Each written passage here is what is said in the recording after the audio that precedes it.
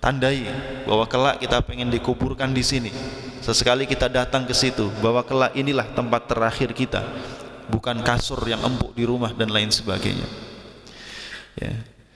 Itu ketika seseorang memang ya, selalu lupa dengan kematian, maka obatnya adalah selalu mengingat kematian. Sedangkan mereka orang-orang yang memiliki tulul amal, angan-angan yang panjang, ya, harapan tentang kehidupan dunia yang terlalu banyak, terlalu jauh, jadi cita-cita yang terlalu tinggi, ya, bahkan bisa jadi punya angan-angan yang di luar batas kemampuan yang bisa ia capai. Maka di antara obatnya adalah qasrul amal, diperpendek angan-angan itu. Ya. Orang boleh punya cita-cita, punya harapan, punya obsesi, punya keinginan, boleh. Tetapi jangan sampai kemudian angan-angan itu menjadikan dirinya melupakan dengan kehidupan yang hakiki, yaitu kehidupan akhirat. Sehingga dia kemudian di dunia ini berbuat sesuatu, meraih sesuatu, ya, dengan menghalalkan segala cara karena diliputi oleh nafsu syahwat. Akhirnya karena tulul amal, panjang angan-angannya, membuat dia semakin tamak, ya, pengen menguasai segalanya, sehingga kemudian melupakan kehidupan akhirat. Imam Al-Qurtubi mengatakan al-amal, ya, bahasa Indonesianya tadi itu amal tuh bisa diartikan cita-cita, ya, bisa diartikan dengan obsesi, ya, tapi lebih mengarah kepada sesuatu. Amal itu sesuatu yang bisa jadi mustahil didapatkan, itu amal, ya, sampai terjauhnya. Al-hirsu 'ala dunya wal inkibabi 'alaiha. Imam Qurtubi mengatakan al-amal adalah al-hirs, orang yang terlalu perhatian, terlalu tenggelam dengan kehidupan dunia, wal inkibabu 'alaiha, ya, wal hubbu laha, sangat mencintainya, wal i'rad anil akhirah. Nah, ini tanda yang paling utama, membuat dia berpaling dari kehidupan akhirat, ya. Sampai di antara batas maksimalnya itu adalah orang sampai dia takut mati. Takut matinya bukan karena takut kurang bekal bertemu dengan Allah, tapi benar-benar takut meninggalkan dunia. Ya, takut meninggalkan semua kenikmatan dunia yang dia miliki. Itu namanya al-amal. Qala al-Munawi, Imam Munawi mengatakan al-amalu tawaqqu'u husulis syai'. Amal itu adalah pakai hamzah, ya Pak, bukan ain. Kalau ain amal berarti perbuatan. Ini pakai hamzah, amalun. Ya.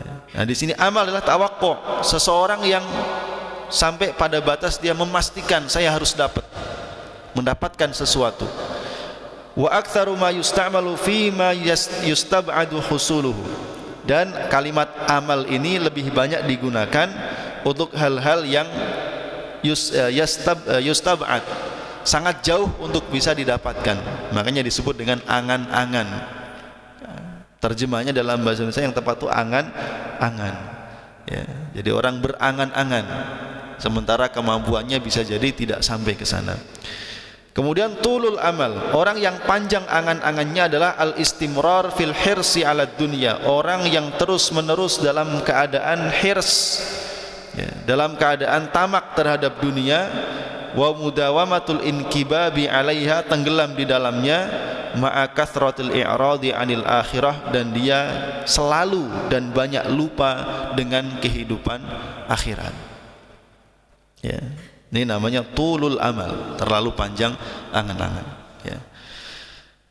Tentu di sisi lain bahwa Islam itu memberikan dorongan kepada kita supaya kita ini menjadi orang yang memiliki uluwul himmah, cita-cita yang tinggi, al-himmatul aliyah, obsesi yang tinggi. Dan obsesi tertinggi kita sebagai seorang muslim adalah kita ingin mendapatkan Allahu ghayatuna, tujuan akhir kita adalah sampai kepada Allah, mencapai keridhaan Allah Subhanahu wa ta'ala. Sehingga apa bedanya dengan tulul amal? Orang yang punya angan-angan yang tinggi ini dia berharap kepada dunia. Dia pengen mendapatkan segala sesuatu di dunia ini, kenikmatan dunia pengen dia kuasai. Umur pengennya paling panjang, ya. Fisik pengennya muda terus. Harta pengennya paling banyak. Jabatan pengennya paling tinggi, ya. sehingga membuat dia tamak, lupa terhadap kehidupan akhirat, sehingga dia hanya berorientasi untuk memuaskan hawa nafsunya. Itu namanya tulul amal. Sedangkan uluwul himmah, orang yang memiliki cita-cita yang tinggi, apalagi kalau sudah Allahu ghayatuna, Allah yang menjadi tujuan akhir hidupnya, maka dia orang yang mengamalkan apa yang dinasihatkan oleh kaumnya Qarun terhadap Qarun. Wabtaghi fima atakallahu daral akhirah. Yang menjadi orientasi utama adalah dia gunakan seluruh potensi kehidupan yang dia miliki untuk meraih kebahagiaan hidup di akhirat. Kalaupun dia kaya, maka dia gunakan kekayaannya untuk meraih keridhaan Allah. Kalaupun dia punya jabatan, jabatannya digunakan untuk meraih keridhaan Allah. Apapun yang dia miliki, dia gunakan untuk meraih keridhaan Allah Subhanahu wa taala, dan dia tidak lagi peduli terhadap komentar dan balasan manusia. La nuridu minkum jazaan wala syukura. Ya. Kami tidak menginginkan dari kalian manusia jazaan, balasan. Ya. Wala syukura, tidak pula rasa terima kasih. Jadi kalaupun orang tidak berterima kasih, kalaupun orang tidak membalas budinya, orang yang uluwul himmah ini, dia tidak lagi peduli dengan hal itu. Yang penting dia sudah berbuat sesuai dengan tuntunan syariat, dan dia hanya mengharapkan keridhaan Allah Subhanahu wa taala. Itu namanya uluwul himmah. Ya. Cita-cita yang tinggi. Dan di antara bentuk cita-cita tinggi itu, Pak, kalau kita berdoa minta surga, maka kita minta surga tertinggi. Ya. Firdaus al-a'la, Firdaus yang paling tinggi bersama dengan orang-orang terbaik, minalladzina an'amta alaihim minan nabiyyin was-siddiqin wasyuhada was-salihin wa hasuna ulaika rafiqa. Itu namanya uluwul himmah. Nah, ma'asyiral muslimin jamaah rahimakumullah, meskipun demikian, al-amal atau angan-angan itu kadang-kadang juga memiliki pengaruh positif dalam kehidupan kita. Ada pengaruh positifnya. Makanya karena itulah Allah berikan kepada manusia itu kemampuan untuk berhayal, kemampuan untuk berangan-angan. Ya, sampai dikatakan oleh Ibnu Hajar, fil amali sirrun latifun, dalam angan-angan itu ada rahasia yang amat sangat halus. Laula al-amalu ma tahanna ahadun bi'aish. Kalau seseorang itu tidak punya angan-angan dalam kehidupan, hidupnya enggak akan pernah merasa nikmat di dunia ini. Ya, kenapa? Yang dibayangin ya mati. Orang kalau ingat mati, apalagi tahu tanggal matinya, Pak, makin dekat tanggalnya makin susah atau makin senang? Susah. Ya. Tapi kalau orang lost sama sekali nggak pernah ingat mati, bahaya juga. Gitu. Jadi dikatakan laulal amalu matahanna ahadun bi'aish. Kalau orang itu tidak punya angan-angan, hidupnya nggak akan pernah nikmat. Ya, dia nggak akan bersemangat gitu. Wala tobat nafsu an yashra' fi amalin min a'malid dunya, dan dia tidak akan pernah nyaman untuk melakukan pekerjaannya di dunia. Ya, ngapain kerja? Ya, sok mati, mengapain? Jadi orang nggak semangat birrul walidain, nggak semangat ngurus keluarga, bahkan mungkin nggak semangat untuk membina keluarga. Udahlah, ngapain banyak-banyak tanggung jawab? Nanti banyak hisabnya misalkan. Akhirnya begitu.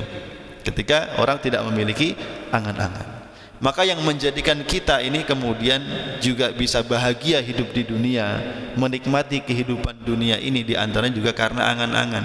Kita tahu orang itu, semua anak muda juga paham bahwa membina rumah tangga itu nggak gampang. Ya, tanggung jawabnya juga berat. Paham. Tapi kenapa semua anak muda itu berharap dan pengen untuk menikah? Bahkan yang sudah nikah pun pengen nikah lagi, betul Pak? Ya kan? Punya angan-angan kan? Kalau udah satu pengen dua pengen tiga, dan seterusnya. Kenapa? Karena membayangkan bahwa angan-angan itu membuat hidup kita itu juga menjadi nikmat. Tapi kalau orang terlalu tenggelam dengan angan-angan, terlalu panjang angan-angannya, ini yang menjadikan justru dapat mencelakakannya di akhirat. Sehingga disinilah ya, kemudian manusia itu harus memiliki seni bagaimana mengelola angan-angan dan cita-cita dalam kehidupannya, menyeimbangkannya dengan tuntutannya untuk menjadi orang-orang yang beruntung di akhirat. Mutrif bin Abdullah mengatakan, lau alimtu mata ajali la khasyitu ala dhihabi aqli.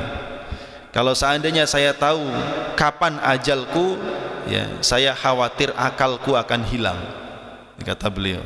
Walakin Allah Ta'ala manna ala ibadihi bil ghaflah anil maut, tetapi Allah memberikan karunia kepada hamba-hambanya, yaitu kadang-kadang mereka lalai dengan kematian. Jadi kadang-kadang ada baiknya juga orang lupa mati itu. Walau lal ghaflah ma tahna'u bi aishin. Seandainya orang itu tidak punya sifat lalai, maka mereka tidak bisa menikmati hidup. Wala qamat bainahum al aswaq. Dan kalau orang itu semuanya tahu kapan kematiannya, niscaya mereka tidak akan bikin pasar, ya, nggak akan bikin pasar. Orang bisnis, orang jualan, dagang, ya, kan selalu diajari, pokoknya apa namanya, bekerja itu seolah-olah kamu akan hidup selamanya, kan gitu kan. Jadi wah, kalau saya hidup selamanya berarti perlu banyak bekal dong, nyari duit sebanyak-banyaknya, ya, sehingga dia bekerja, ya, berbisnis, berjualan dan lain sebagainya, semangat untuk itu, ya. Tapi kalau orang tahu ngapain juga banyak-banyak, ntar juga mati nggak dibawa misalkan, ya. Jadi disinilah orang harus menyeimbangkan antara dua hal tersebut. Al-Hasan Al-Basri mengatakan, as-sahwu wal amalu ni'matani azimatani ala bani Adam walau lahuma ma masya al-muslimuna fit turuq. As-sahwu wal amal, ya. As-sahwu itu kelalaian atau sifat lupa.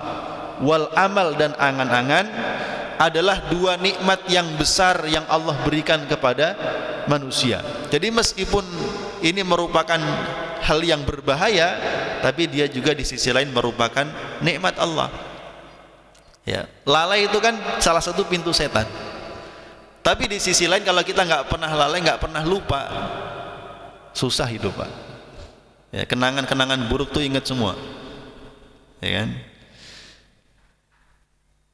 Walau lahuma, seandainya tidak ada dua nikmat yang besar ini, ma masya al muslimuna fit turuq, niscaya tidak ada orang-orang Islam yang berjalan di jalan-jalan yang ada di sekitar kita. Jadi kalau orang tuh semua apa namanya, nggak pernah lalai, nggak pernah ini, jalan tuh sepi, Pak, ya.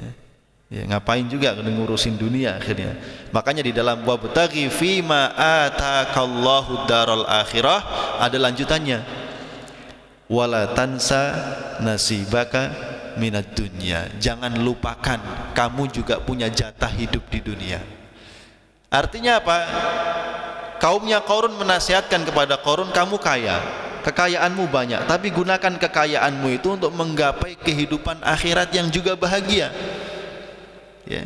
Jangan sampai cuma bahagia di dunia, di akhirat sengsara, ya. Maka gunakan semua yang dimiliki itu untuk menggapai ridho Allah, kan begitu idealnya. Tetapi juga walatan sanasibaka minad dunya, jangan lupakan kamu juga punya kesempatan hidup di dunia. Silahkan nikmati hidup dunia. Kamu boleh punya rumah mewah, megah, boleh menikmati kendaraan mewah, boleh membahagiakan keluarga dengan berbagai macam fasilitas, boleh, nggak apa-apa. Walatan sanasibaka minad dunya, yang penting orientasi utama gunakan seluruhnya untuk mengharapkan ridho Allah. Jadi semua ulama tafsir mengatakan bahwa hal ini menunjukkan bahwa akhirat itu lebih utama dan harus didahulukan dibandingkan kehidupan dunia. Maka seluruh potensi kehidupan kita ini, mulai dari akal pikiran kita, fisik kita, kemudian kekayaan dan lain sebagainya yang kita miliki, semuanya kita arahkan untuk mengharapkan ridha Allah, ya. Kalau itu sudah kita dahulukan, barulah kita kemudian menikmati, ya, sebagian kehidupan kita di dunia ini, ya. Jadi begitulah, ini salah satu di antara ayat yang mengajak kita untuk menyeimbangkan antara kehidupan akhirat dan kehidupan dunia. Celaka itu kalau orang hanya sibuk dengan dunia, lalai dengan akhirat, ya. Dan orang itu kalau terlalu sibuk dengan akhirat sampai nggak perhatian dengan dunia, juga banyak hak-hak orang yang harus dia tunaikan, akhirnya tidak tertunaikan. Ya, istrinya punya hak atas dirinya, anak-anaknya punya hak atas dirinya, orang tuanya punya hak atas dirinya, tetangganya, sahabatnya, semuanya punya hak atas dirinya, juga tidak boleh diabaikan. Ya, dalam surah An-Nisa ayat 36, ya, bagaimana Allah Subhanahu wa taala menyebutkan ada 9 golongan yang harus kita perhatikan. Apa yang firman Allah, wa'budullaha wa la tusyriku bihi syai'a. Beribadahlah, sembahlah oleh kalian Allah, ini perintah yang paling utama, wa la tusyriku bihi syai'a, dan janganlah menyekutukannya dengan sesuatu apapun. Artinya dalam ibadah kita kepada Allah itu harus ikhlas. Ya. Kemudian lanjutan ayatnya, wabil walidaini ihsana. Setelah perintah untuk menunaikan hak Allah yaitu ibadah dan ikhlas dalam ibadah, maka perintah berikutnya adalah berbuat baik, Pak. Ya, dan berbuat baik itu kepada sesama. Yang pertama disebutkan wabil walidain, kedua orang tua. Ya. Kemudian wabidhil qurba, kepada kerabat dekat, saudara kandung, paman, bibi, kakek, nenek, dan seterusnya. Ya. Wal yatama, anak-anak yatim. Wal masakin, orang-orang miskin. Wal jari dzil qurba, tetangga yang dekat atau tetangga yang memiliki hubungan kerabat, atau juga dalam tafsirnya tetangga yang memiliki keyakinan yang sama dengan kita, sesama muslim. Wal jaril junub, tetangga yang jauh, ya, jauh rumahnya dari kita, atau tetangga yang tidak punya hubungan kerabat, begitu tafsirnya, atau tetangga yang beda agama dengan kita. Wassahibi bil jam, dan sahabat karib. Ada yang menafsirkan sahabat karib maksudnya sahabat kita dalam rumah, istri, pasangan hidup. Ada yang memaknai sahabat kita dalam perjalanan atau sahabat kita di lingkungan. Ya. Sahibi bil jam, wabnis sabil, ya, ibnu sabil, orang-orang yang lewat di jalan di hadapan kita, bisa jadi tamu yang datang di rumah kita dan kita tidak mengenalnya, atau orang yang memang lewat dalam perjalanan mampir di tempat kita. Kemudian yang ke-9, wama malakat aimanukum, dan hamba sahaya yang tanggung jawabnya berada di bawah kalian, budak di zaman dulu. Kalau kita sekarang dimaknai dengan apa? Ya, orang-orang yang berada di bawah tanggung jawab kita. Ya, mungkin yang punya karyawan, punya pegawai, punya pelayan yang hidupnya memang menggantungkan hasil hidup pekerjaannya dari kita. Atau juga para mufassirin ada yang mengatakan bahwa wama malakat aimanukum adalah binatang-binatang ternak atau peliharaan yang berada di bawah kita. Sampai seperti itu. Ini menandakan wala tansa nasibaka minad dunya. Ya. Jadi angan-angan perlu, tapi jangan sampai terlalu panjang angan-angan ini sampai melalaikan kita terhadap kehidupan akhirat. Wa qala Salman Al-Farisi, Salman Al-Farisi mengatakan, thalathun a'jabatni hatta adhakatni. Ada 3 hal yang membuatku takjub sampai membuatku tertawa. Ya, aneh artinya. Yang pertama disebutkan mu'milud dunya wal mautu yatlubuhu. Yang pertama, orang yang terlalu panjang angan-angannya terhadap dunia, padahal kematian itu senantiasa mengintai dirinya. Ya, jadi orang terlalu tamak dengan dunia sampai lupa mati. Wa ghafilun walaysa yaghfal anhu. Yang kedua adalah orang yang lalai dan tidak pernah lalai dari kelalaiannya. Artinya nggak pernah sadar, Pak, lupa terus. Ya, aneh. Wadhahikun mil'i fihi wala yadri asakhitun rabbul alamin alaihi amradin. Yang ketiga yang menurut Salman adalah ya, mengherankan, atau bahasa kita orang yang lucu gitu. Orang yang ya tertawa sampai tertawa itu memenuhi mulutnya, maksudnya lepas, terbahak-bahak gitu kan, sementara dia sendiri tidak tahu apakah Tuhannya ridho ataukah murka kepadanya. Ya. Itu 3 hal yang menurut Salman a'jabatni thumma adhakatni. Wa thalathun ahzanatni hatta abkatni. 3 hal yang membuatku sedih sampai membuatku menangis. Yang pertama firaqul ahibbah, yaitu berpisah dengan yang dicintai, terutama perpisahannya dengan Rasulullah sallallahu alaihi wasallam, kata Salman. Yang kedua wahaulul matla', yaitu huru-hara hari kiamat.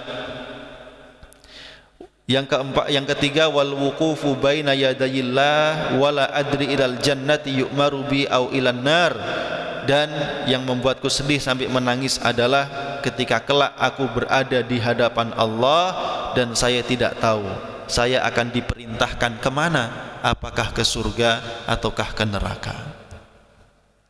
Ya, maka ya tadi saya katakan setiap muslim ini ya, dia bersemangat dalam melakukan aktivitas kehidupan dunianya, tetapi juga dia tidak pernah melalaikan kehidupan akhirat. Makanya alarm kita sehari semalam itu ada 5 kali Pak minimal alarm, supaya kita ingat bahwa walal akhiratu khairun laka minal ula.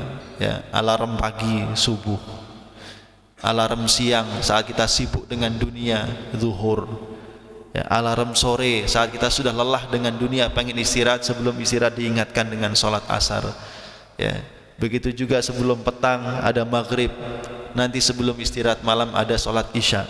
Itu 5 alarm kita yang mengingatkan bahwa kita ini punya cita-cita pengen mengharapkan kehidupan yang lebih baik di akhirat. Ya, maka sangat aneh kalau kemudian ada seorang muslim ya yang dia lebih sibuk untuk menyiapkan kehidupan dunianya ya, sementara dia lupa untuk menyiapkan kebahagiaan hidup di akhirat. Ya. Nah, ma'asyiral muslimin jamaah rahimakumullah, anna tulal amali lahu sababan. Apa yang menyebabkan seseorang itu panjang angan-angannya? Imam Al-Ghazali mengatakan paling tidak ada 2 hal yang menyebabkan seseorang itu panjang angan-angannya. Yang pertama adalah al-jahl, ketidaktahuan, ya, kurang ilmu. Wal akhar, yang kedua adalah hubbud dunya, cinta dunia, ya, hubbud dunya. Amma hubbud dunya fahuwa annahu idh anisa biha wa bi syahwatiha wa ladzatiha wa ala iqiha thaqula ala qalbi mufaraqatuha. Adapun tentang hubbud dunya ini ya, ketika dia sudah terlalu mencintai dunia ya, kemudian syahwatnya ya, syahwat dunia, sudah menikmati kelezatan dunia dan terlalu terikat dengan dunia, maka akhirnya hatinya itu sangat berat jika dipisahkan dengan dunia. Jadi tandanya orang hubbud dunya itu Pak, kalau dipisah itu berat.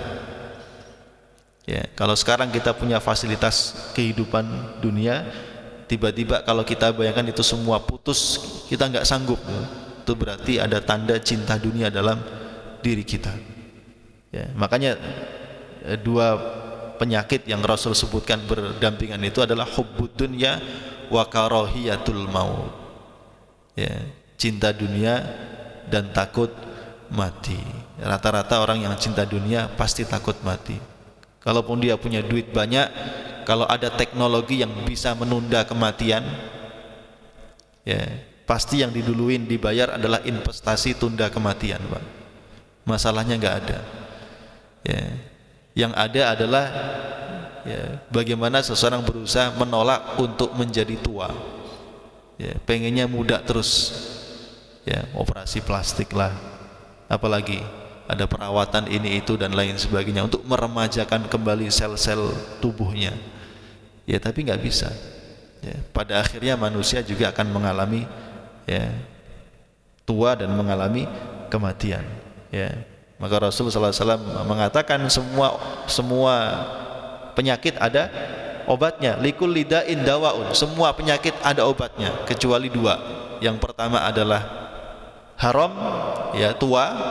Yang kedua adalah kematian. Itu 2 penyakit yang tidak ada obatnya. Ya, mau dibayar berapapun tidak bisa. Ya, tetap semua orang akan mengalaminya. Ya, ima dia mati duluan sebelum tua, atau tua dan akhirnya juga akan mati. Maka seseorang yang mencintai dunia ini famtana qalbuhu minal fikr fil maut. Orang yang cinta dunia hatinya akan menolak untuk memikirkan kematian. Ya, karena dia memandang kematian itulah yang akan menjadi sebab dia berpisah dengan kehidupan dunia yang terlalu dia cintai. Wa kullu man kariha syai'an dafa'ahu an nafsi, setiap orang yang membenci sesuatu dia pasti akan menolak dari dirinya. Wal insanu masyghufun bil amani al batinah, dan manusia itu pikirannya dijejali dengan berbagai macam angan-angan yang buruk. Fayumanni nafsahu abadan bima yuwafiqu muradahu, dan dia berangan-angan bisa mendapatkan semua hal yang dia inginkan. Ya. Belum punya rumah pengen punya rumah, sudah punya mobil pengen punya yang lebih mewah. Begitu terus. Ya, sampai tidak ada habisnya. Ya. Akhirnya apa? Orang yang panjang angan-angan karena cinta dunia ini, dia menunda-nunda kebaikan, juga menunda-nunda bertaubat kepada Allah Subhanahu wa taala. Entar saya mau semangat ibadah kalau sudah tercapai semua keinginan saya, kalau sudah punya rumah gede, perusahaan sudah jalan lancar, ya, omsetnya sudah sekian, baru saya mau kemudian fokus ibadah. Gimana kita mau fokus ibadah, Ustadz, sementara tiap hari saya cari makan masih susah, misalkan. Kalau bagi orang-orang yang miskin barangkali itu layak, ya, kalimat itu mungkin pantas gitu, karena setiap hari dia mikir besok makan apa, besok makan apa, itu lumrah gitu. Ya, tapi kata sebagian ulama, kalau ada orang miskin kekurangan tapi dia bisa tetap fokus ibadah, itu yang top gitu. Ya, kalau ada orang kaya kecukupan semangat ibadah, wajar, dia udah nggak mikir besok makan apa. Ya, bahkan dia sudah merencanakan ini, kerja hari ini untuk hidup setahun udah bisa misalkan. Ya wajar, karena dia sudah menghitung, sudah ada. Ya, dia tenang dengan itu, maka dia bisa fokus ibadah, itu wajar, gitu kan, wajar. Ya, tapi bagi orang yang miskin, ya, dia bisa ibadah itu luar biasa. Ya, maka jamaah sekalian, di sini seseorang yang hubbud dunya itu dapat menjadikan dia menunda-nunda kebaikan, bahkan bisa menunda taubat kepada Allah Subhanahu wa taala. Sampai batas paling buruknya, ya, dalam meraih, ya, kecintaannya terhadap dunia dan ketamakannya itu, dan meraih angan-angannya, dia menghalalkan segala cara. Ya, kadang-kadang sampai lupa usia. Ya, kalau lupa usia, lupa mati. Ya, akhirnya menunda taubat. Ketika datang kematiannya, barulah kemudian menyesal. Kemudian sebab yang kedua adalah al-jahl, yaitu ketidaktahuan. Fa wa annal insana qad yu'awwal ala syababi fayastab'id qurbal mauti ma'asy syabab. Ya, terkadang seseorang merasa bahwa masa muda itu masa yang jauh dari kematian. Walaysa yatafakkaru al-miskin anna masyayikh baladihi law uddu lakanu aqal min usyri rijalil balad.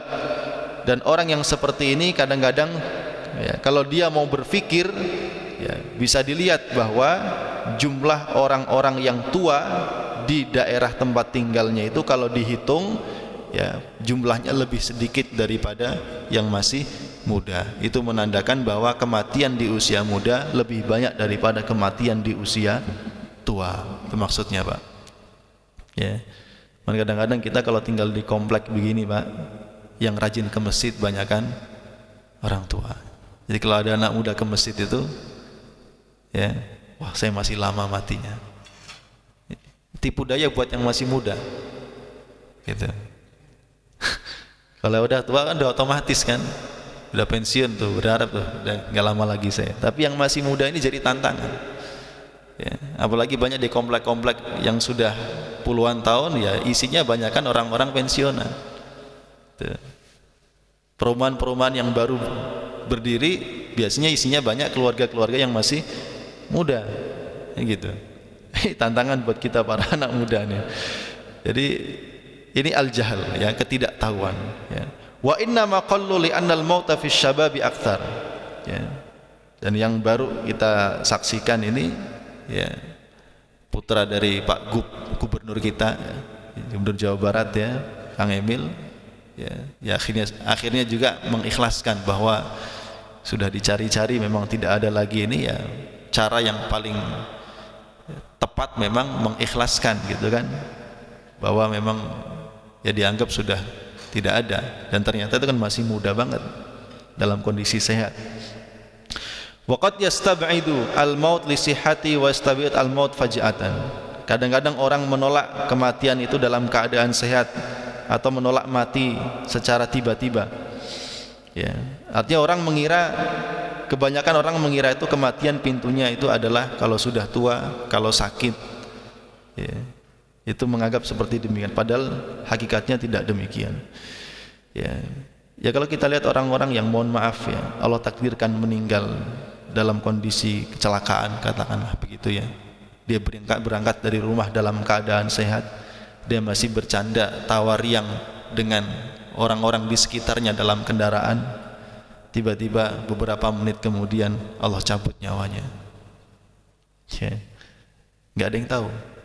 Atau beberapa video yang sempat beredar di media sosial, ada orang yang lagi ceramah mati. Ya, ada orang lagi joget-joget mati juga. Ada orang lagi maksiat mati juga. Ya, jadi mautu faj'ah, kematian tiba-tiba. Ya, itu yang kita takutkan. Kalau kematian tiba-tiba itu kemudian hadir di saat kita dalam kondisi sedang taat, Masya Allah, itu yang kita inginkan. Tapi bagaimana kalau kematian tiba-tiba itu datang dalam kondisi kita sedang dalam kondisi tidak taat kepada Allah? Ini yang mengerikan. Gitu. Kalau orang tua, otomatis dia sudah menyiapkan diri, Pak. Oh, saya sudah tua, berarti maut sudah dekat. Ya. Ukuran tua itu umur berapa, Pak? Ayo. Ukuran tua itu umur berapa? Ada yang umur 60 tahun tapi masih semangat muda. Tapi ada yang umur 30 tahun, saya udah tua. Jadi gimana? Ukuran tua itu gimana? Ya kalau orang udah 50 tahun biasanya udah usia pensiun itu umur berapa paling cepat? 55 ya. Betul ya. Anggaplah di situ kita usia tua. Orang udah umur 50-an ke atas ya merasa ajal sudah semakin dekat, udah lebih mempersiapkan diri, akhirnya rajin ke masjid, rajin baca Quran, rajin beramal. Makanya tidak mengherankan kalau ada syaikhun kabir, ada orang yang tua semangat ibadah, wajar mempersiapkan diri, dan itu karunia. Orang itu kalau dihidupkan oleh Allah sampai tua, Pak, sampai uban, termasuk uban itu pengingatnya bahwa ini menandakan bahwa kematianmu semakin dekat, kemudian dia sadar dengan itu, sadar dengan alarm itu, kemudian dia bertaubat dan dia memperbaiki kehidupannya, ya siapa tahu dia husnul khotimah. Tapi kalau ada anak muda yang masih seger, masih kuat, dia bisa berbuat apa saja, semua peluang maksiat bisa dia lakukan tapi dia tinggalkan, ya, kemudian dia lebih memilih untuk menghadap kepada Rabb-nya, memaksimalkan untuk mempersiapkan kehidupan akhirat, itu yang luar biasa. Kalau ada orang sakit ingat mati, wajar, ya, karena sakit itu merupakan tanda bahwa kematian itu semakin dekat, ya, wajar. Tapi kalau ada orang yang sehat dan dia bisa kemudian mempersiapkan diri untuk menghadapi kematian, itu yang lebih hebat. Ya, makanya tadi mautu faj'ah ini, kematian tiba-tiba itu, ini yang lebih mengerikan. Ya, kalau orang sebelum mati dikasih tanda oleh Allah dengan sakit, dengan tua, kemudian dia sadar, itu peringatan yang patut untuk kita, ya, kita syukuri dari Allah Subhanahu wa ta'ala. Ya. Nah, ma'asyiral muslimin jamaah rahimakumullah, ya, maka hendaknya orang yang panjang angan-angan ini, ya, senantiasa memikirkan hal ini sehingga angan-angannya tidak terlalu panjang, obsesinya tidak terlalu kelewatan, ya, ada remnya, ya, tidak digas terus tapi ada remnya, sehingga membuat dia kemudian berpikir 1000 kali ketika dia hendak melakukan hal-hal yang dilarang oleh Allah Subhanahu wa ta'ala. Nah, uniknya Islam itu begitu, Pak. Islam itu tidak melarang umatnya untuk menumpuk kekayaan, enggak. Silahkan tumpuk kekayaan, boleh, ya. Banyak sahabat-sahabat Nabi orang-orang yang luar biasa kekayaannya. Kalau dihitung kurs mata uang zaman sekarang, luar biasa, ya, kekayaannya sangat luar biasa, ya. Itu kalau Umar bin Abdul Aziz setelah meninggal dunia, anak-anaknya itu bisa berinfak, itu bisa menyiapkan kuda-kuda perang, Pak. Kita bayangin kuda perang harganya berapa? Ya, sekian ratus kuda perang bisa mereka siapkan. Utsman bin Affan di zaman kehidupannya itu kafilah dagang tuh onta-onta sekian ratus onta, berikut isinya, maksudnya berikut tunggangan ontanya itu ada yang gandum, ada yang minyak, ada yang macam-macam, itu semua diinfakkan fisabilillah. Jadi mereka orang-orang yang punya kekayaan. Islam nggak melarang itu. Yang penting bagaimana tadi itu, gunakan kekayaan itu untuk menggapai kehidupan akhirat. Ini yang terpenting. Ya, nggak dilarang. Yang penting dalam proses meraihnya adalah diraih dengan jalan yang baik, yang halal, ya, dan dalam proses tasarrufnya, penggunaannya juga digunakan di jalan yang diridhai oleh Allah Subhanahu wa ta'ala. Yang tercela bagi Allah adalah seorang hamba yang mencari dunia dengan cara yang zalim. Dia memakan harta orang lain dengan cara yang batil, itu yang dilarang. Entah itu menipu, entah judi, entah dengan cara riba dan lain sebagainya. Allah murka itu. Apalagi setelah dapat digunakan juga untuk dinafkahkan di jalan yang tidak diridhai oleh Allah. Kemurkaan Allah bertambah 2 kali. Ya, itu yang Allah tidak suka. Ma'asyiral muslimin jamaah rahimakumullah. Wa in kana dzalika ba'idan fal maradu faj'ah ghairu ba'id wa kullu maradin fa innama yaqa'u faj'ah wa idza marida lam yakun al mautu ba'idan. Ya. Walau tafakkara hadzal ghafil wa alima anna al mauta laysa lahu waqtun mahsusun min syababin wa syaibin wa kuhulatin wa min sayfin wa syita'in wa kharifin wa rabi'in min lailin wa naharin la'azuma istish'aruhu washtaghala bil istidadi lahu. Kalau seseorang ya, memikirkan hal ini dan mengetahui bahwa kematian itu tidak memiliki waktu yang ditentukan, ya, dan kematian itu tidak mesti apakah dia datang di saat muda atau di saat tua atau di saat pikun, apakah dia datang di musim panas, musim dingin, musim semi, musim gugur, apakah dia datang di malam hari ataupun siang hari. Kalau kita berpikir terus dengan seperti itu, maka dia akan merasakan bahwa kematian itu semakin dekat dengannya dan dia akan sibuk untuk mempersiapkan diri menghadapi kematian. Ya. Walakinnal jahla bihadhil umur wa hubbud dunya da'wahu ila tulil amal. Akan tetapi seseorang yang tidak mengetahui dan tidak memikirkan semua hal itu, apalagi ditambah lagi dengan hubbud dunya, cinta dunia, maka inilah akan menjadikan dia semakin panjang angan-angannya dan semakin lalai terhadap hadirnya kematian yang semakin lama semakin dekat. Ya, kita ini kalau ulang tahun senang, Pak. Senang nggak, Pak? Kalau ulang tahun senang nggak? Senang ya? Masih diraya-rayain ya? Padahal ulang tahun itu menandakan umur kita angkanya nambah, tapi hakikat jumlahnya berkurang dan kematian semakin dekat. Itu ulang tahun tuh. Wah, alhamdulillah sekarang saya 35 tahun saya. Tuh, padahal saya kemarin perasaan tuh kalau ulang tahun perasaan kayaknya kemarin baru 17 tahun, ingat masa-masa SMA gitu.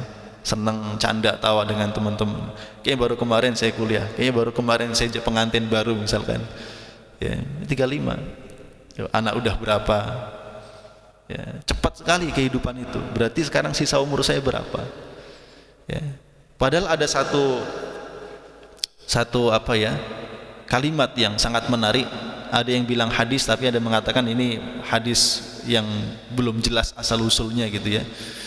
Dikutip oleh Imam Ghazali dalam salah satu bukunya, barang siapa yang mencapai umur 40 tahun kemudian dia belum ajek kebaikannya, kesolehannya, maka dikhawatirkan dia akan dalam kondisi seperti itu terus sampai mati tiba.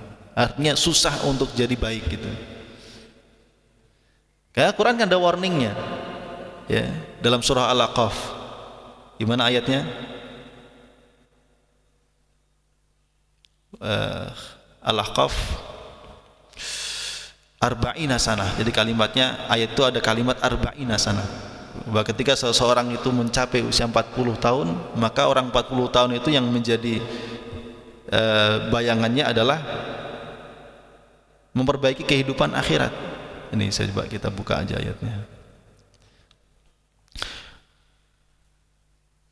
Wa wassaynal insana biwalidayhi ihsana hamalathu ummuhu kurhan wa wada'athu kurha wa hamluhu wa fisaluhu 30 syahra hatta idza balagha ashuddahu wa balagha 40 sana.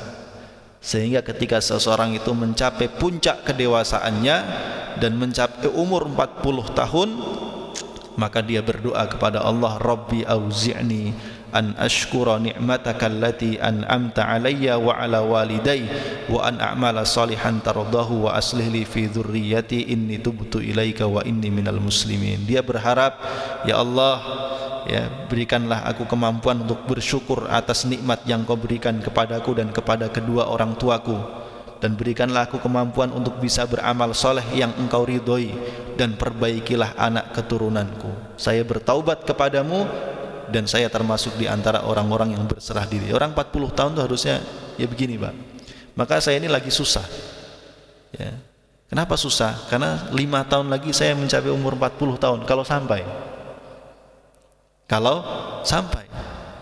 sampai umur 40 tahun saya belum bisa ajak istiqomah dalam kebaikan, saya khawatir setelah 40 tahun itu justru saya tidak akan pernah bisa dalam kebaikan. Ini yang dikhawatirkan.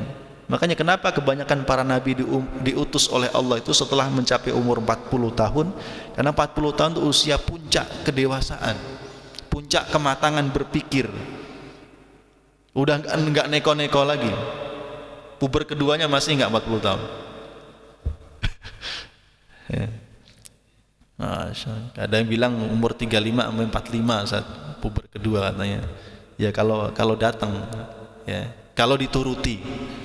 Kalau enggak dituruti, insya Allah aman. Gitu.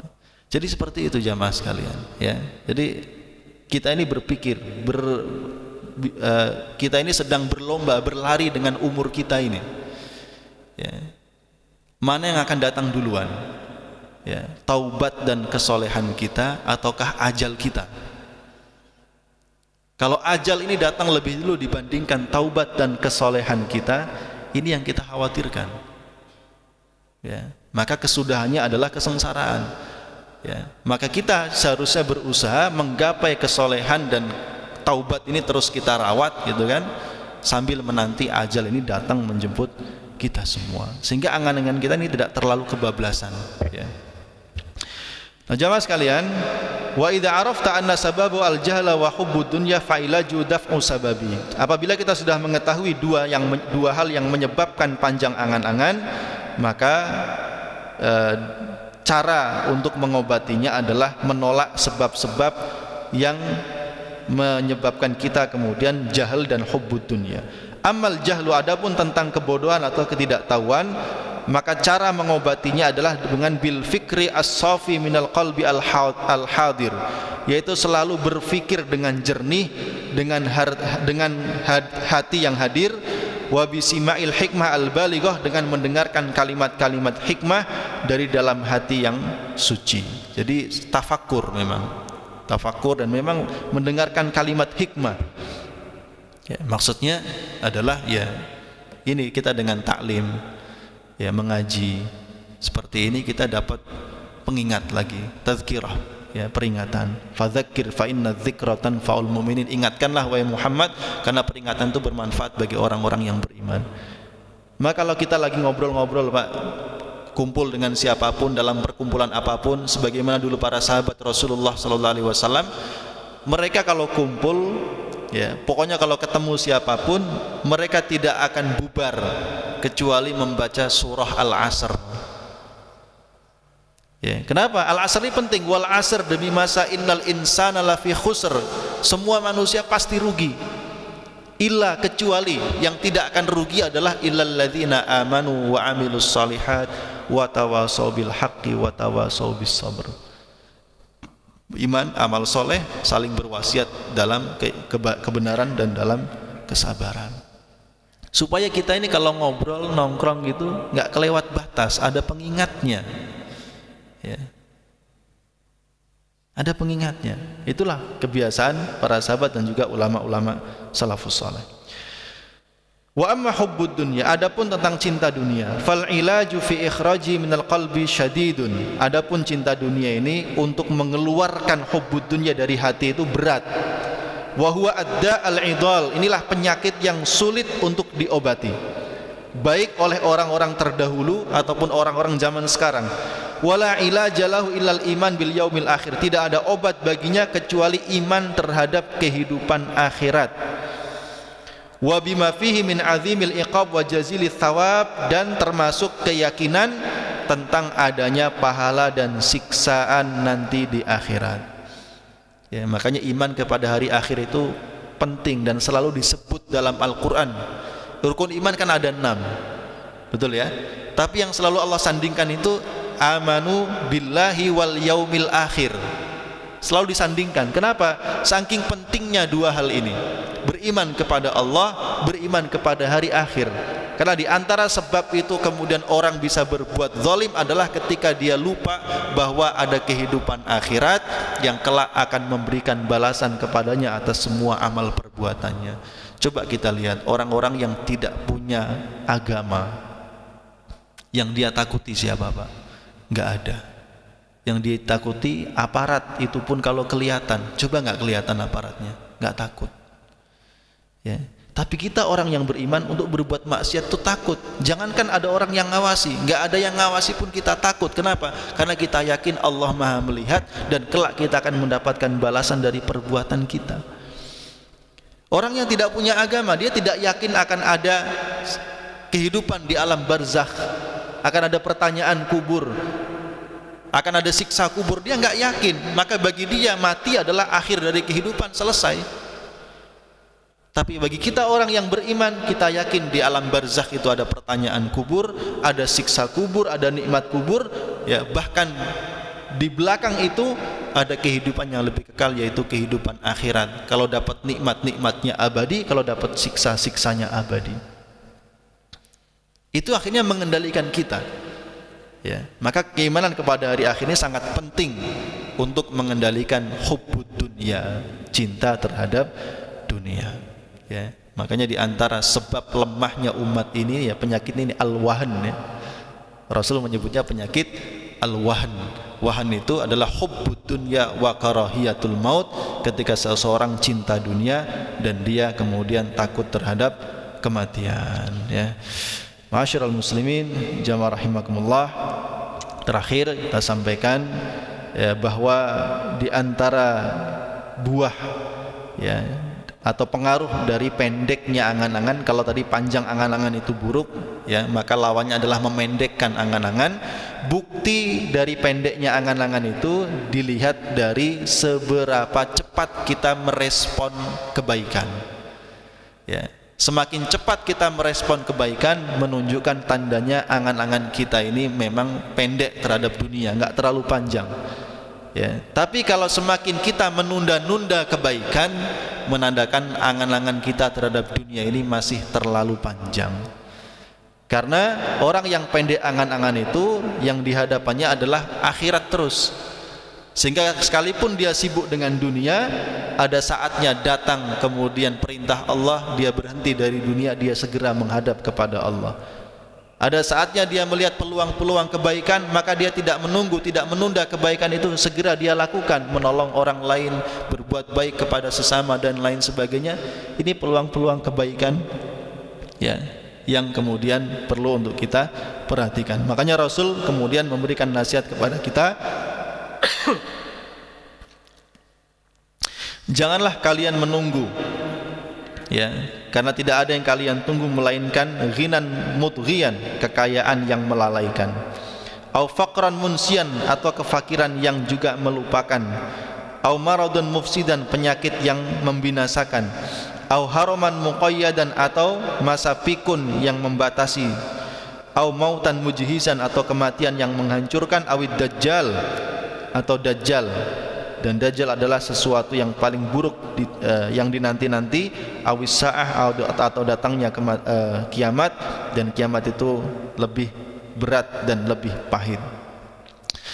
Satu nasihat yang Rasul sampaikan kepada sahabat Abdullah bin Umar radhiyallahu anhuma, Rasul mengatakan, kun fid dunya ka'annaka gharibun au abiru sabil. Jadilah dunia ini seolah-olah kita seperti orang asing. Orang asing itu singgah sebentar dan dia harus segera pulang. Lalu ditambah oleh Rasul au abiru sabil, atau orang yang sekedar lewat jalan saja. Kalau orang asing barangkali seperti kita, orang asing dari kampung datang ke kota, kita orang asing Pak ya, punya masanya kita akan pulang kampung misalkan. Tapi orang asing itu masih mungkin dia singgah di hotel, dia singgah di mana, menikmati hidup dalam persinggahannya. Tapi kalau abiru sabilin, orang yang hanya lewat di sebuah jalan, dia nggak mungkin untuk berleha-leha menikmati suasana jalan, itu nggak mungkin. Dia pasti bersegera untuk segera mencapai tujuan akhirnya, dan tujuan akhir kita adalah menuju keridhaan Allah Subhanahu wa taala. Maka dengan nasihat itu kemudian Abdullah bin Umar menasihati sahabatnya yang lain, maka kalau kamu berada di pagi hari, jangan menunggu sore hari. Lakukanlah kebaikan di pagi hari, jangan tunda sampai sore. Kalau engkau berada di sore hari, jangan menunggu datangnya pagi.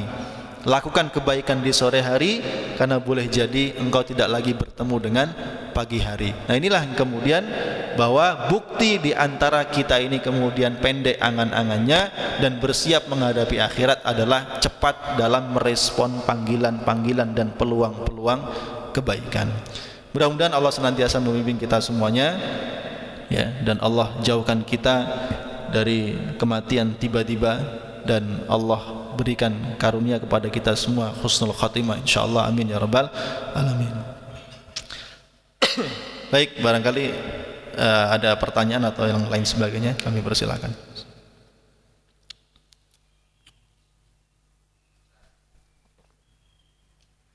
Silakan Pak. Waalaikumsalam.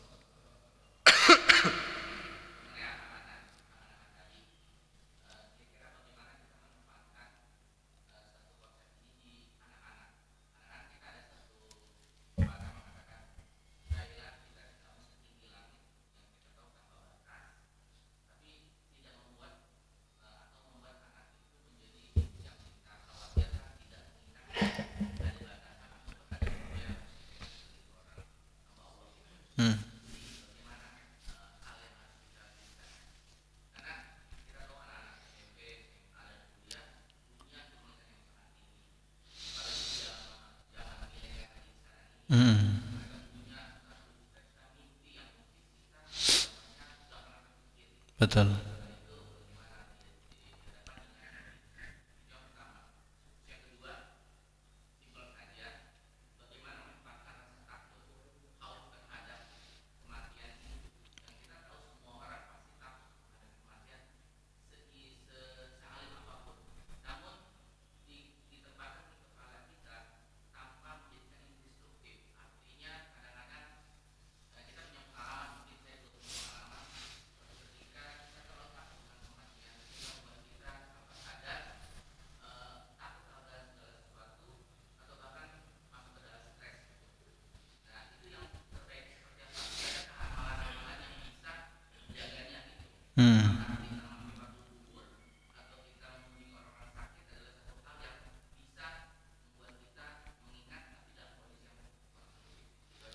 Baik.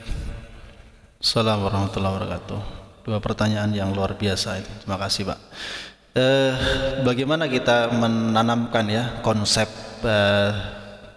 tentang al-amal dari cita-cita gitu ya, tanpa kemudian menjadikan anak-anak kita ini lalai terhadap kehidupan akhirat. Islam itu memiliki pembinaan yang komprehensif Pak. Jadi nggak parsial gitu ya.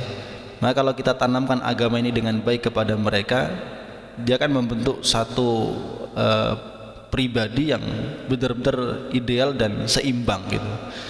Jadi satu sisi memang kita perlu dan harus memompa semangat anak-anak kita untuk menggapai dan meraih cita-cita mereka. Itu harus, karena seorang muslim itu adalah manusia yang visioner ya. Muslim itu visioner, cita-citanya tinggi ya. Tidak boleh seorang muslim itu punya cita-cita yang rendah. Karena orang cita-cita rendah cenderung dia tidak akan banyak bergerak beramal. Cita-cita harus tinggi. Cuman dalam proses kita meraih cita-cita ini yang harus kita bimbing anak-anak kita. Kita fahamkan mereka Pertama, ya, bahwa konsep tauhid ini harus kuat, karena ini yang mengendalikan dia, bahwa di atas segala sesuatu itu Allah. Kita melihat bagaimana Rasulullah SAW mengajarkan kepada Abdullah bin Abbas, ya, ketika dibonceng di belakang onta, jadi Rasul di depan, Abdullah bin Abbas di belakang, ini masih kecil, ya. Abdullah bin Abbas ini kan sepupunya, ya, karena anak dari paman beliau. Ya gulam, nak, ihfadillah yahfadka, jagalah Allah maka Allah menjagamu. Ihfadillah tajidhu tujahaka, jagalah Allah maka engkau temukan Allah itu di hadapanmu. Ya. Kalau engkau meminta, mintalah kepada Allah. Ya. Kalau ingin minta pertolongan, mintalah pertolongan kepada Allah. Artinya mengikatkan seorang anak ini dengan Allah itu penting. Ya, sehingga dia tidak akan berharap kepada manusia, dan kalaupun dia putus asa, dia patah dalam kehidupannya, dia tidak akan menjadi orang yang kemudian terlalu Pak, depresi gitu. Ya, ini penting. Nomor satu itu, dekatkan dia dengan Allah. Yang kedua, kita perlu mengajarkan kepada anak-anak kita konsep halal wal haram. Itu penting. Halal dalam artian yang makanan yang halal secara zat gitu ya, uang yang halal secara zat. Begitu juga tentang konsep halal dalam cara meraihnya. Ini penting. Wala ta'kulu amwalakum bainakum bil batil, janganlah makan harta di antara kalian dengan cara yang batil. Sehingga ketika dua konsep itu ditanamkan, pertama dia kalau tauhidnya kuat, kepercayaan dirinya juga kuat, dia hanya bergantung kepada Allah, dia tidak mudah putus asa, menjadi orang yang optimis, ya. Di sisi lain dia menjaga dirinya dari hal-hal yang diharamkan oleh Allah Subhanahu wa ta'ala. Nanti kalau dia meraih cita-citanya, dia sukses dengan itu, ya, maka dua hal tadi juga akan mengendalikan dirinya, akan dia gunakan semua yang dia miliki itu untuk hal-hal kebaikan. Jadi artinya anak harus dipompa untuk meraih cita-citanya, harus. Ya, makanya kenapa kemudian konsep pendidikan kita bukan sekedar kemudian konsep pendidikan yang mengajarkan anak sekedar mencari pekerjaan, mendapat pekerjaan, meraih gelar, tapi juga di sana ada pendampingan pendidikan agama melalui Al-Quran, dan juga yang berkaitan dengan Al-Quran, tafsirnya, hadisnya, fikihnya dan lain sebagainya, akhlaknya itu kita tanamkan semuanya, sehingga ini menjadi pribadi yang baik. Itu pertanyaan yang pertama, ya. Kemudian yang kedua, bagaimana kemudian menerapkan konsep al-khauf, takut terhadap kematian ini sehingga dalam batas tertentu tidak menjadikan kita depresi dan takut mati. Ini saya rasa memang terjadi di 3 tahun belakangan Covid, ya Pak. Orang semua takut Covid karena takut mati, betul ya? Banyak orang yang stres gara-gara itu, khawatir. Yang saya sampaikan pada pertemuan pekan lalu bahwa semua orang, bahkan yang tidak beragama sekalipun, mereka tahu bahwa mereka akan mati, ya kan? Yang tidak beragama pun tahu, karena memang begitulah faktanya bahwa semua manusia pasti mati, ya. Yang membedakan adalah keyakinan terhadap kehidupan setelah kematian. Jadi seharusnya bagi seorang muslim, kemarin saya katakan ada 3 tingkatan orang yang takut mati itu, ya. Ada orang yang takut mati sampai dia memang takut matinya karena memang takut berpisah dengan dunia. Inilah orang yang akan depresi itu. Kalau ingat mati, depresi, karena kematian itu dia anggap akan memisahkan dia dari kenikmatan. Ya, makanya Rasul mengatakan barang siapa yang takut yang benci untuk ketemu Allah, maka Allah pun benci ketemu dia. Maksudnya adalah orang yang takut mati karena takut berpisah dengan kenikmatan dunia. Tapi bagi orang yang beriman, ya, apalagi dalam level tertingginya, justru mati itu merupakan keindahan, karena dia akan berhenti dari beratnya, sulitnya kehidupan dunia. Dia akan bertemu dengan Allah yang maha mulia, yang akan memberikan nikmat yang tanpa batas kepadanya, ya. Jadi sebenarnya mati gitu, kalau kita pikir, kalau saya pribadi Pak, kalau otaknya lagi normal gitu bahasanya gitu ya gitu, Kenapa harus takut mati? Toh kita takutkan pun mati akan datang, suka ataupun tidak suka, gitu kan? Sakaratul maut sakit, tapi proses sakarat itu nggak lama. Justru setelah sakarat, setelah mati itu yang perlu kita pikirkan. Nanti saya di alam kubur, saya dapat nikmat apa dapat siksa? Kemudian nanti di akhirat, di yaumil hisab, ya, seperti tadi Salman Al-Farisi, saya tidak tahu nanti saya digiring kemana, saya digiring ke surga atau digiring ke neraka. Itu yang perlu kita khawatirkan, sehingga di sini dengan itu harapannya kemudian kita akan menjadi pribadi yang lurus dalam menjalankan perintah-perintah Allah, ya, dan juga menjauhi larangan-larangan Allah. Maka takwa itu, Pak, takwa itu lebih banyak diidentikan dengan meninggalkan yang dilarang. Ya.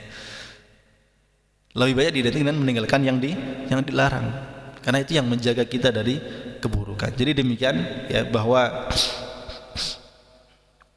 kematian itu sesuatu yang pasti, ya, siapapun yang enggak beragama pun pasti juga akan mati, tapi yang membedakan adalah keyakinan kita tentang kehidupan setelah kematian. Seorang muslim, ya, sepatutnya dia tidak takut mati, tapi justru dia mempersiapkan diri untuk kehidupan setelah kematian. Makanya al-kayyis man dana nafsahu wa amila lima ba'dal maut. Ya, dan cirinya orang-orang yang beriman itu adalah dalam surah Fussilat itu, alla takhafu tatanazzalu alaihimul malaikatu alla takhafu wa la tahzanu wa abshiru bil jannati allati kuntum tu'adun. Innal ladzina qalu rabbuna Allah tsumma istaqamu, orang yang mengatakan Tuhan kami Allah, kemudian dia istiqamah, tatanazzalu alaihimul malaikah, malaikat akan turun berduyun-duyun kepadanya mengatakan alla takhafu wa la tahzanu. Allah takhafu, jangan kamu takut. Jadi ini tafsirnya, dalam tafsirnya malaikat datang saat datangnya sakaratul maut, ya, kepada orang soleh ini malaikat akan mengatakan dua kalimat, Allah takhafu, jangan takut, ya, wala tahzanu, jangan sedih. Jangan takut apa? Jangan takut dengan kematian. Kalau kamu mati, kamu akan disambut oleh kenikmatan dari Allah Subhanahu wa ta'ala. Wala tahzanu, jangan pula menyedihkan orang yang kamu tinggal, istrimu, anak-anakmu, ya, mereka dijamin oleh Allah Subhanahu wa ta'ala. Kan begitu. Jadi orang yang saleh itu la khaufun alaihim walahum yahzan, enggak takut, enggak sedih, ya, enggak takut, enggak sedih. Yaitu tadi, kadang-kadang yang membuat kita sedih itu adalah ketika kemudian ada hubbud dunya itu, dan kita banyak yang dikhawatirkan. Oh, kalau saya mati gimana, anak saya sekolahnya gimana, nanti ini sih gimana, ini sih gimana, ya, padahal masing-masing orang sudah memiliki nasib, memiliki takdir, memiliki jatah rizki masing-masing. Begitu, Pak. Jadi ulalam bisaq, ya, seperti itu, bahwa supaya kemudian kematian tidak menjadikan kita stres sampai tingkat depresi, ya, kita yakini itu, ya, kita ini pokoknya pasti mati, ya, yang penting bagaimana kita persiapkan kehidupan setelah kematian, itu yang lebih penting, ya, dari kita. Dan makanya ada nikmatnya kalau kadang-kadang kita lupa mati, ya, ada nikmatnya. Jadi kita kadang bisa menikmati kehidupan dunia. Wallahu a'lam bishawab. Silakan kalau ada yang lain. Terjawab, Pak, kira-kira? Insyaallah, ya. Alhamdulillah. Gorengan habis, Pak. Cukup jamaah sekalian? Baik, kalau tidak ada lagi berarti kita akhiri pertemuan kita pada kesempatan pagi hari ini. Mudah-mudahan bermanfaat. Kita tutup dengan doa kafaratul majlis. Subhanakallahumma wa bihamdika asyhadu an la ilaha illa anta astaghfiruka wa atubu ilaik. Assalamualaikum warahmatullahi wabarakatuh.